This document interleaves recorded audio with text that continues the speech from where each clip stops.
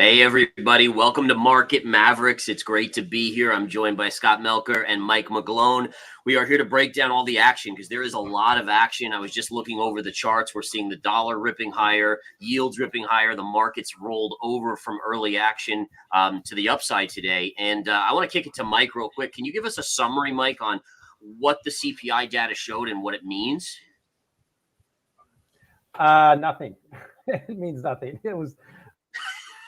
well, that's we can share the screen. I'll just pull that up real quick. Let me do it.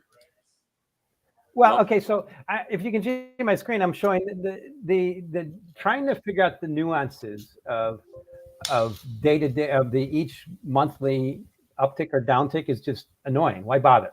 I don't know if you can see that. Just making sure you can. And you can see it. Yeah, we can see it. Mm-hmm. Yeah. Okay. So the key thing is core. Ex-food and energy CPI was 4.1%. The Fed's target is 2%. Okay, well, got that. They're not going to be easy. CPI year over year is 3.6. That's down from was 10 last year. It's clearly heading lower. But the kind of thing I say is just ignore the hype. It's just so much of it. Any 0.1% here or there they're just annoying. I mean, to me, the macro is kind of what I'm showing you next. Go ahead. I can put that screen back up. No, I was just gonna just rebut there and say, okay, so if it means nothing, why were the markets up initially and then we've seen a reversal back? It's been a pretty big sell-off and yields in the dollar are spiking back up. So why is that happening if the CPI was no big deal, right? Excuse. You got an excuse to trade. That's all it is. It's markets. This is one of the things I enjoyed learning my first day in the trading pits in the 80s when I walked into the Chicago Board of Trade is you basically sit there and do nothing all day. Piece of data comes out and everybody moves. It's just a trigger to move.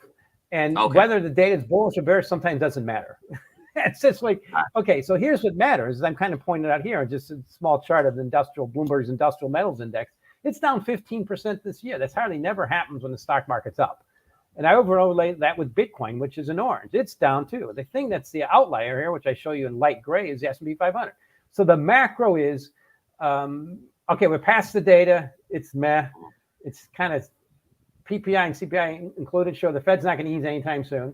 We're heading towards a recession. That's kind of a known. The final shoe to drop is the stock market. It's starting to drop.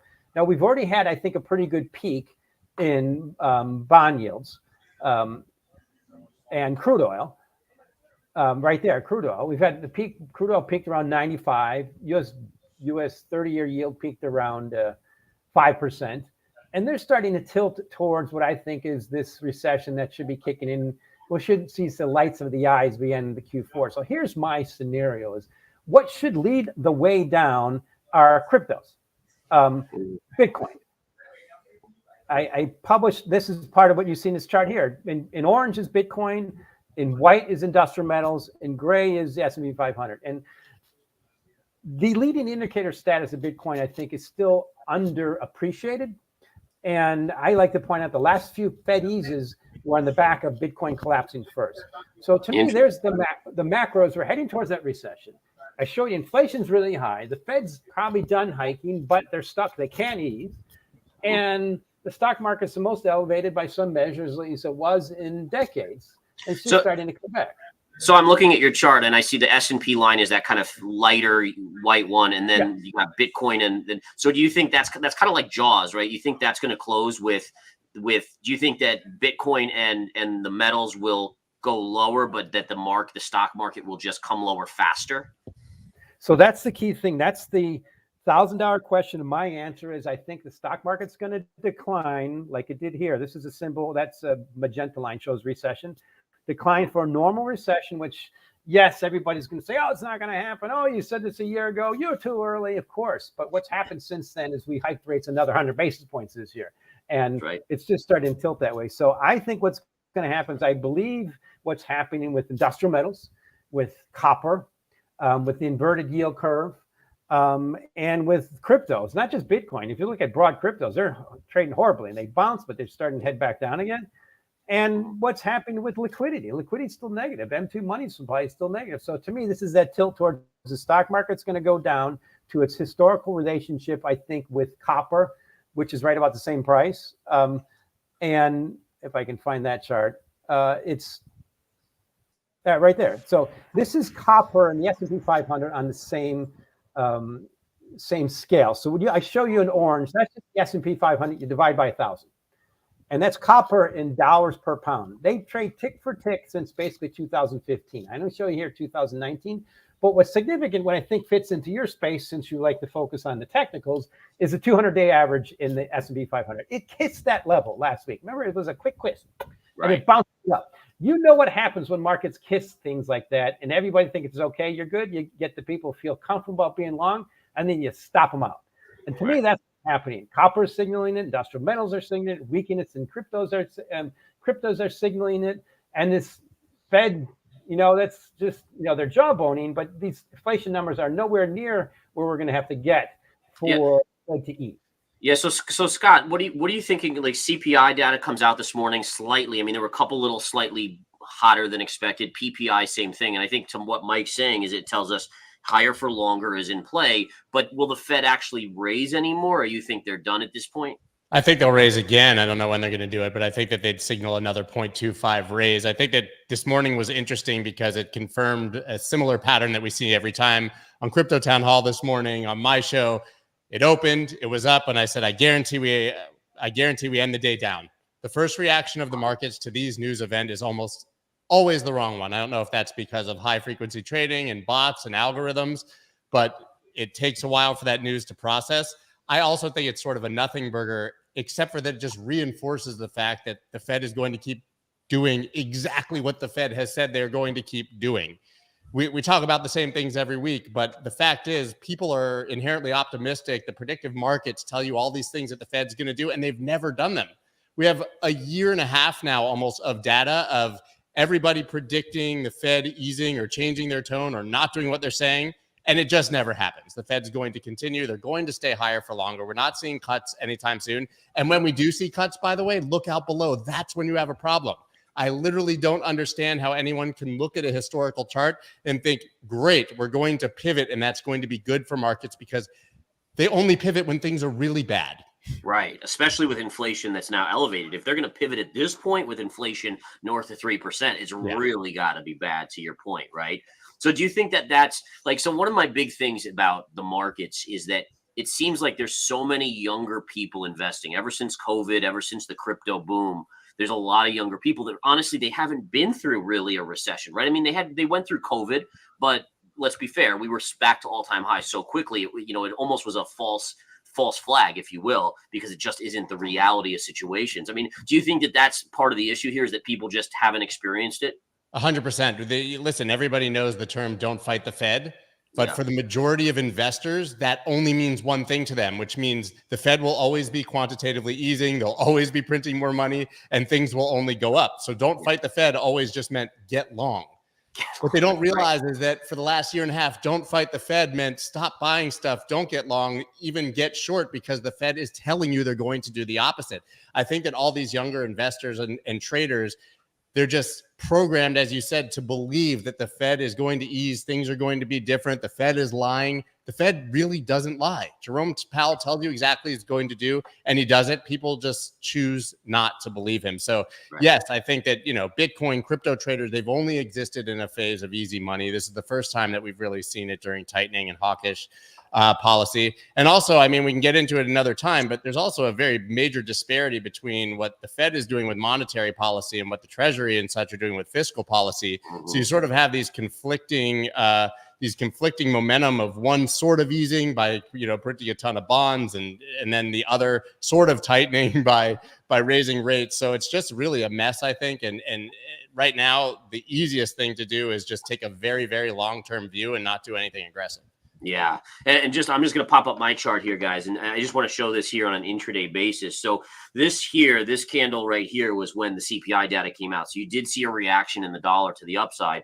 The markets, like Scott was saying, were actually neutral to positive when the market opened at 9:30 a.m. Eastern time. But it's this continual grind higher in the U.S. dollar. And if we look at the 10-year yield, it's the same thing. And we know in general on a day-to-day basis, the markets work inversely to yields as well as the dollar. So this is the yield right here. So we saw the pop on the CPI right here, and then the continued up move throughout the course of the day. We are rolling over a little bit today. And if we flip over to the intraday spiders, look, bouncing, right? So, I mean, it is for those of you out there that are new to markets, this is more for day traders and short-term swing traders, but there really is this inverse relationship to the markets with the US dollar and yields at this point. So I think at this point, like one of the questions I would have for you guys is like, are we, number one, did yields top out? I'll throw that maybe to you, Mike. And number two is, are we going to see a recession by year end, or are we pushing this into, I mean, it sounds like all of us agree that there's a recession. The question is at what point?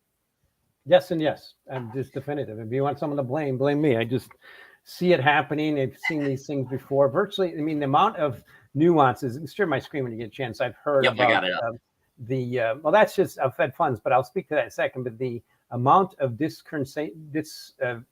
dialogue I've heard about the budget deficit and yields going up is, I've heard that for 40 years, and every single time yields spike on that, which they do in the short term, it's always great buying opportunities.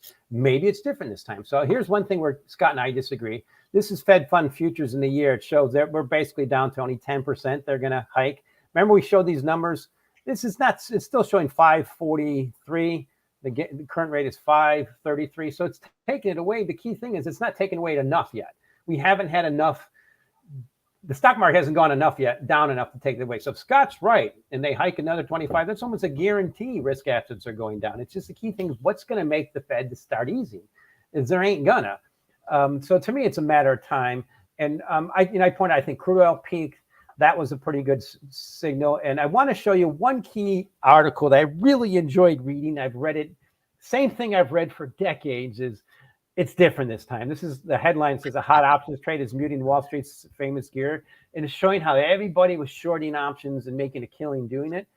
Man, I remember seeing that before. And I know people who blew up doing it. And when I was an option trader, I was very careful being short. Customers made me long because they always asked me to bid calls on treasuries. And so I would sell against that. But when you see headlines like this, it's like this is the kind of stuff you look back from history and say, yeah, that's going to blow up. It always does. This is a question of when. Just one quick question I have, and you just kind of brought it up, and I think you might have more experience than Scott or I in this, but when it comes to the options market, one of the things I've read is that these 0-day options are just, I mean, it's literally making up more than 50% on a day of all options volumes. Is there a risk to this? I mean, to me, it sounds like gambling, pure and simple. Is this part of the bigger issue with too much liquidity in the system and people just being willing to take risk? And does it, like, I've heard that it could cause a crash if things go really wrong. Is that possible? Well, I think that's the key thing that's to point out is all trading is gambling, depending on how you measure. Now, investing is just the longer term gambling, depends on how you look at it, unless you're measuring treasuries. Remember, I came from that environment. It was 1 bid of 2. You bid 1, you offer 2, and 2 bid, offer 3. I mean, that's day trade in the trading pits. This is just electronic now. The key thing is, yes, it's almost guaranteed at some point to blow up. I think in the short term, it's squashing volatility. It always does, just like portfolio insurance does, until something goes wrong.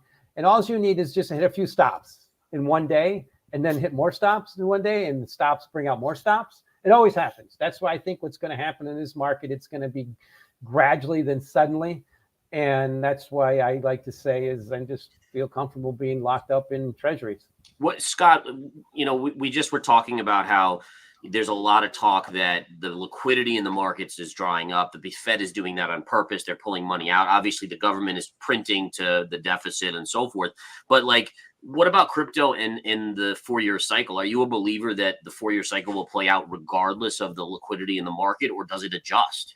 I'm generally a believer that if it ain't broke, don't try to fix it. So I'm cautiously optimistic that it will play out, but I'm also aware that we're basically only looking at a history of 2 previous halvings where it's relevant. And each one of those times was obviously different with the liquidity size of the asset, its popularity on mainstream media and with normal people. So I can't say that I'm convinced it will repeat, but this is exactly what we've seen in this part of the cycle every single time, regardless of the macro.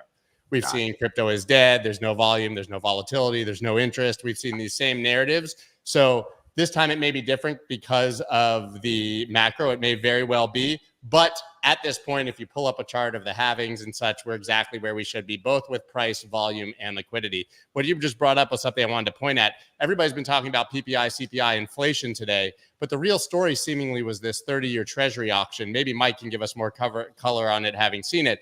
But here you see ugly treasury auction sends the dollar even higher. There was a nearly 4 basis point tail on the 30-year sale. That's certainly going to add to the term premium. We saw the same, I think, with the 10-year auction yesterday, but this is really showing, I think, a major lull or crack in demand for bonds. And when we're, adding a trillion to the deficit a month or whatever those numbers have been, or over a couple months, you're still going to need some serious buyers for bonds. And if we're starting to see a real crack in demand for bond purchases, then look out below. And that's why we're seeing the dollar, I think, rage here. That's why we're seeing yields reverse and head back up. And that, I think, is a bigger story today than anything that's happening with CPI and PPI. I don't know, Mike, maybe you disagree, but I think this is kind of the story. Agree. You're bringing back my history. I started in the bond futures trading pit in the 80s in the Chicago Board of Trade, and trading bond futures and auctions, every single little tail mattered.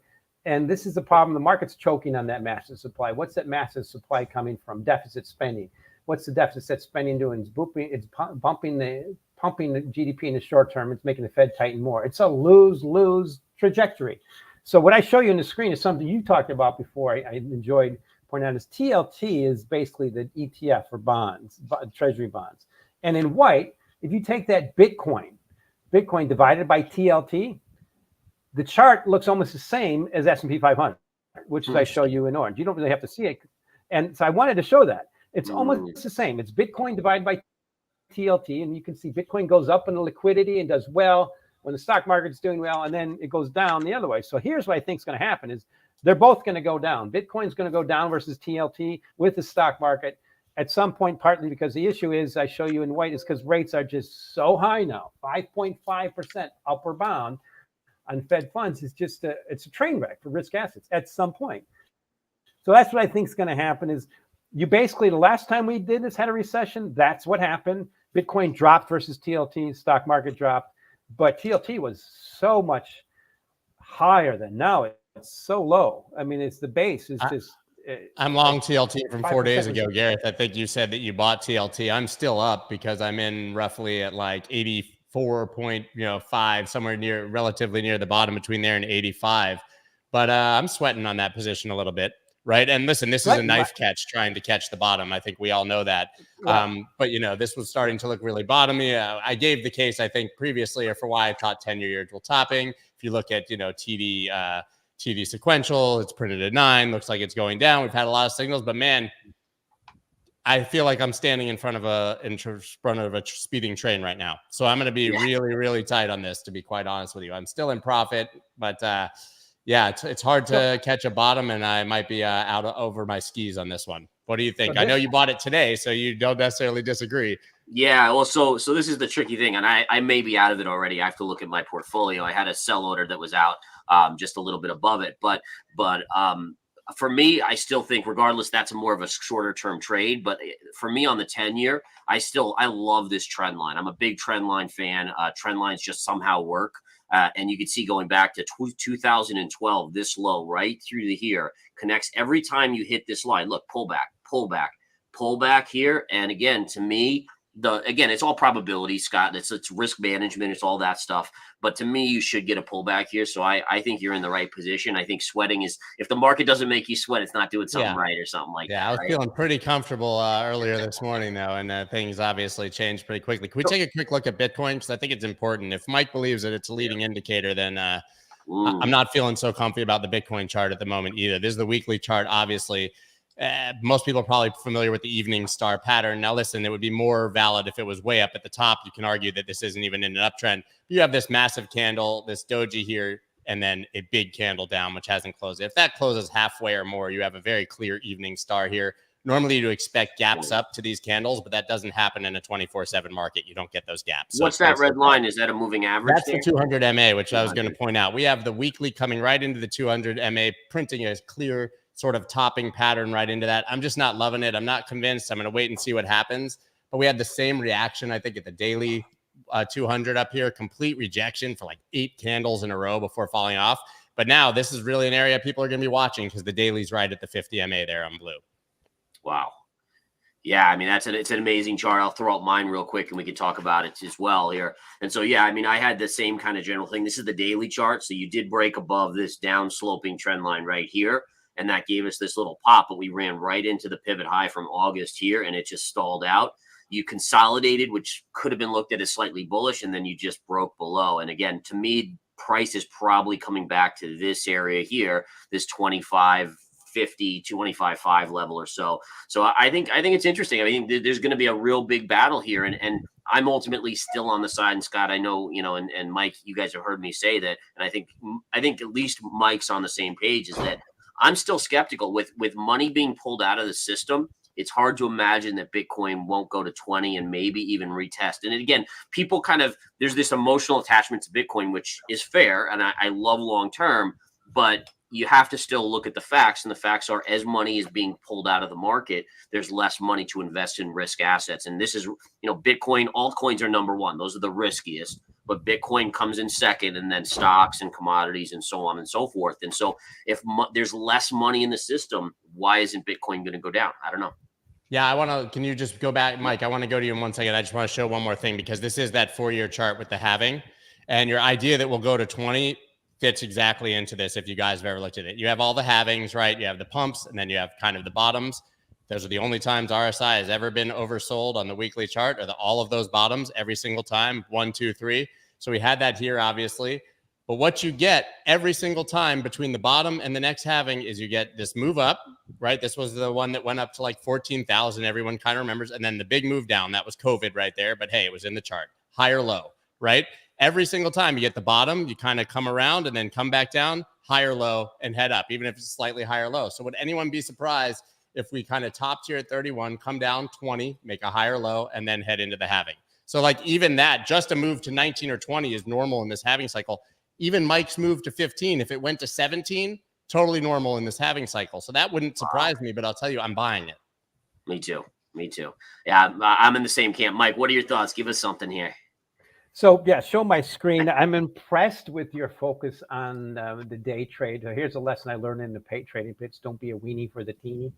And when you're, and that is okay. When you focus on things like TLT, my thought is think years. I think that thing's going to double in a couple of years. That's just in a normal recession, and be careful missing that trade if it happens that way. But you guys are more day trader focused.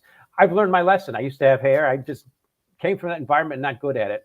That's why I want to show you in the screen. So I'm watching the 100-day moving average of Bitcoin. That's what you see in white. It's rolling over. And you compare that to the S&P 500 100-day, it's that crocodile jaw pattern. So I think what's going to happen is what typically happens in the world's most significant leading 24/7 traded indicators is going to just lead everything lower.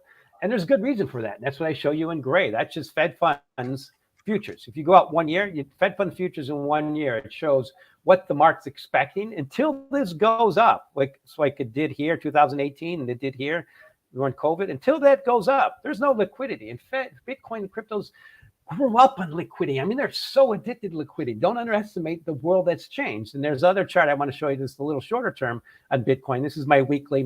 I don't usually go much less than the weeklies, but I show you that daily. Could show you the leading indicator statuses. The 100-week moving average in Bitcoin, it got way too cheap. We pointed this out tour last year, way too cheap, around 15,000. But the market's bounced back to that level. It's rolling over, and for a good reason. We're heading towards recession. Liquidity is negative. And as Scott mentioned, typically takes 2 years after the Fed first ease for the stock market to bottom. So I'm looking at this to be a normal correction. The stock market, S&P 500 to go around 3,000, copper to go around 3, and Bitcoin which has 3 times the volatility of copper, of gold, and the S&P 500 to go down because it's just so risky still. At some point, it's going to be that risk-off asset, but risk-off assets typically don't trade 3 times volatility of the S&P 500 unless they're inverted put options that have negative deltas.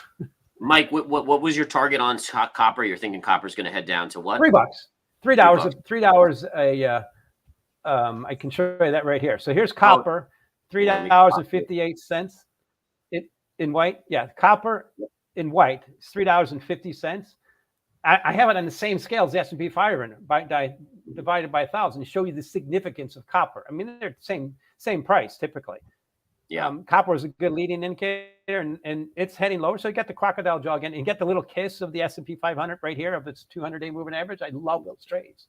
I just remember getting stopped on those trades all the time. But when you see that little kiss, oh boy, that's your signal. Yeah. There's a problem. You want to hug it, make people think, oh, it's going to break through it and get bearish and then go up. That's the best way to bottom. A kiss is usually not a good thing. You want to hug. I just wanted to, I was just asking for that because also, here's a chart of my copper. This is a weekly, and if you can clearly see here, look at this wedge pattern, and look at what just happened over the last couple of weeks. We just broke down below the wedge. So this to me, and then interestingly enough, and again, I don't know if this is where you're getting your target from, but this low pivot here from 2022 is at $3.12. So that's right around that $3 potential target. And that should be good support. Right in that vicinity should be some support, depending on how bad the economy gets, right? I mean, the worse it gets and the worse the global economy gets, we could go lower even, right? Yeah, so so what's the macro? Copper's well supplied. Its major demand source is China, tilting towards recession. Europe's tilting towards recession. U.S., it's a matter of time. Fed's still hiking. Dollar strong. Every single one of those scenarios are all bad for copper. And 3 is the enduring mean. The one thing, the difference about copper and crude oils, copper has a trend of making higher highs and higher lows since 2008. Crude oil is the opposite. It's made lower highs and lower lows. I like to point out that it's just pointing out facts. So what you point out there is, we got to avoid a U.S. recession. We have to have Fed ease really soon. I mean, the scenario is, I don't know what's going to stop that for going down, but the key thing is it's got to make it difficult. Like if you guys can figure out that day trade, great. I just look at it and definitely weeklies, and the weeklies to me keep you more sane. Just a quick shout out to Gary Cardone. Hey, what's going on, buddy? Good to see you in here. And you're asking if that means oil follows copper. And generally, I would agree. I think Scott, would you agree in that phase, and Mike as well? Yeah, we all know that Mike thinks that oil's going down. Yeah, I'm in that same camp. I do think it is going to go down too. And the question is how low, but I think it could have significant downside just based on, the economic situation. We hear China. I think I heard just yesterday another big real estate player had some major default stuff going on. It's pretty messy there at this point. And the question is, I think oil's held up as well as it has because the hope is that we're going to get a soft or no landing scenario. Once that bubble gets burst here in the U.S. and you look at recession, then that oil trade really starts to crank to the downside. Quickly, Scott, what do you have on gold? And I got to ask you this question. You were talking Bitcoin could go to 20 and that would be normal, maybe even the 17-ish. Does that mean that for the next 6 months, you'd prefer to be in gold? I don't want to get you in trouble here.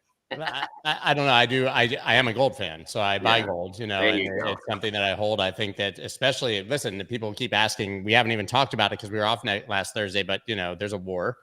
It's a regional conflict, but if that expanded, then generally gold and commodities are actually where you want to be, and the dollar and such. We can say obviously that you'd want to be in bonds. Mike will remind you, right? But that you want to be buying treasuries. But I generally like gold. I mean, I think that if a lot of the things we're describing happen, that I don't think you'll get the same kind of upside that you eventually will from Bitcoin, but I think that you might protect your capital relatively well. That said, and Mike knows this, I've bought a lot more yielding nicely 5%-ish yielding treasuries than I have gold because it's the safest thing to be in right now. And I don't see that changing anytime soon. But I don't think that Bitcoin's been trading really in lockstep with any other asset, right? We'd love to call it digital gold. It's certainly not trading like gold. We like to say that it trades inverse to the DXY. Not really doing that. People say it trades like a tech stock. Certainly not going up like the NASDAQ has. So Bitcoin's sort of in a world of its own. So I just lean towards that 4-year cycle right now and the lack of liquidity and don't really try to overthink it by comparing it to anything else. But I do like gold here generally. Just touching on that about Bitcoin, the fact that and I've talked about this as well to my members, is that it almost seems lost. Like it doesn't go up on the fear trade. It doesn't go up on the risk on tech trade. Is it because people are just like, hey, listen, until a spot ETF gets approved, like nothing's going on? What about, like, I keep on hearing like all these big institutions are loading the boat on Bitcoin. But if that's the case, why isn't it going up? I don't get it. They're not loading the boat on Bitcoin. Go ahead, Mike. Consider the source. It's usually people who have a vested interest in going up, and that's one thing lesson we learn about markets like that. So I want to show you first. We'll tilt over to gold and my chart. That's a weekly 200 week moving average. It was a nice little kiss there again. Oh gosh, was it just a kiss and it's done? I think gold's just a matter of time. It meets the same price as S&P 500, maybe around 3,000, the per ounce price of gold. But in other currencies is doing great. But the key thing for gold is what pivoted the last time. What made gold bottom is this one metric I like to use, and that's the Fed fund futures in 1 year. It's still showing restraint. And that's what gold needs. It needs that pivot. It needs the stock market to go down. But I want to show you one of my favorite super cool charts that will be featured tomorrow. But I showed this before. This is why crude oil is going down. The number one reason.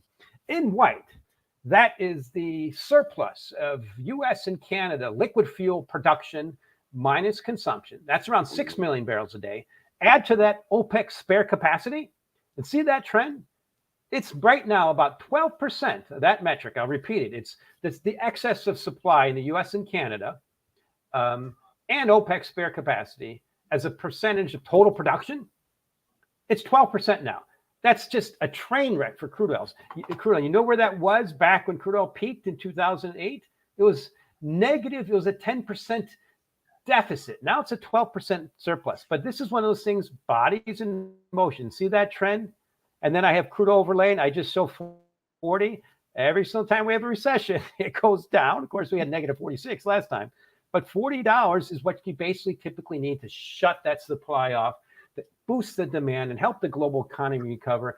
I've been wrong this year. Partly the reason the crude oil didn't go down is because the stock market's still up and we've got those stimulus and we had the cutbacks from OPEC. But all of that, it makes it even worse. So this is one of the key metrics I want to point out for this program, is showing this excess of supply at OPEC, this excess of surplus capacity, this excess supply of the U.S. and Canada. This has been a primary source that's pressuring crude oil for the last 15, 16 years. The key question is, has that stopped? No, it's worse. Is the disparity based on global lack of demand, based on like economic woes, or is it like EV vehicles, or is it like all of the above kind of thing? All the above. So first of all, if you look at the U.S., crude oil demand peaked around 2005. That was around when I was at S&P and they said supply was going to peak. Wrong. You just love how that works. And unleaded gas in this country is actually collapsed. Demand is actually collapsing compared to drivers' amount of miles driven. It's down 5% from pre-COVID, yet miles driven is going up. Why does that? Number one, it's efficiency, work from home. But EVs, the total amount of EVs sold on a global basis now, a percentage of passenger vehicles is around 15%, according to Bloomberg New Energy Finance. Before COVID, it's 3%. It's the trigger, it's the catalyst of this war. I remember when Saddam Hussein invaded Kuwait, they put in a high for crude oil that lasted about 15 years. This is what's happening in this paradigm shift when the U.S. has just shifted to net energy exporter, this massive shift towards EVs, and it's absolutely accelerating that process. So that's why I look at, look at me. This guy's wrong if crude oil doesn't drop to $40. I think by next year, I'll probably give up if it doesn't get there. But if this latest little bounce is just kind of aggregated things, because it kept the Fed and central banks vigilant. ECB just hiked rates a couple weeks ago. And what's it doing now for the global economy? It's a wrecking ball.